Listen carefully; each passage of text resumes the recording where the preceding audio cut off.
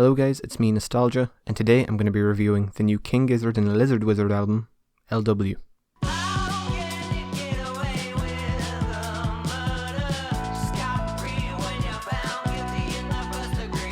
2017 was a prolific year for King Gizzard and the Lizard Wizard.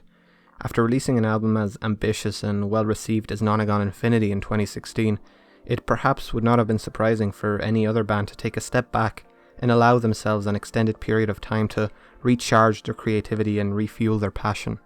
But of course, as a lot of you know by now, King Gizzard would go on to release 5 albums the following year, 5 widely varied and eclectic albums.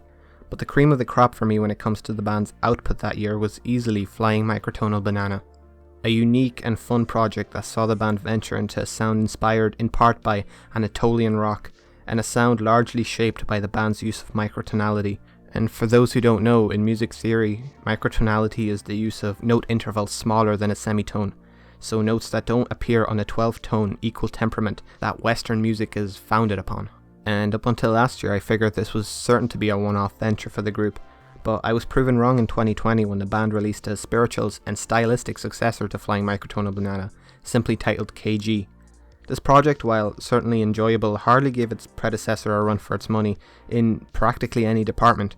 It wasn't as vibrant, as exciting, as memorable, or as fulfilling as Flying Microtonal Banana, and by the nature of the fact that it was their second venture into a microtonal style, it was also nowhere near as unique.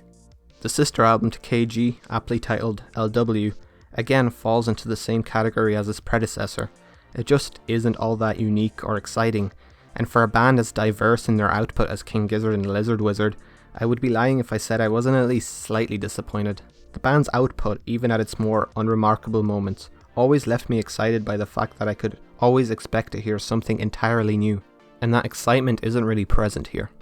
Yeah, at the same time, for a band as diverse and aesthetically well travelled as King Gizzard, the desire to again revisit this style of music probably means it's something that the band themselves enjoy creating, and something that brings them plenty of fulfillment artistically, and I can certainly respect that. All in all, L.W. is certainly a respectable album, and even though it doesn't do all that much to spice up the band's formula, and it in no way lives up to the band's best material in my opinion, it still left me entertained throughout with tracks like Supreme Ascendancy and K.G.L.W, which are fantastic displays of the band's prowess in making stylistically lush yet technically exhilarating psychedelic rock. But as a whole, this album is rather one-note and predictable. Even K.G. managed to spice things up with tracks like Intrasport, which definitely livened up the flow of the album, whereas L.W., while slightly more consistent than its sister album, contains slightly less memorable tracks. Both albums are good, but both really won't go down as defining moments in a band's discography. And with that being said, I'm going to give this album a decent 6 out of 10.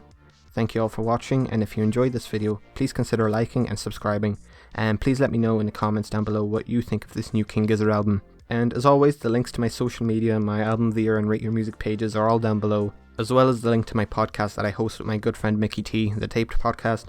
Anyways, I've been Nostalgia, thanks again for watching, peace.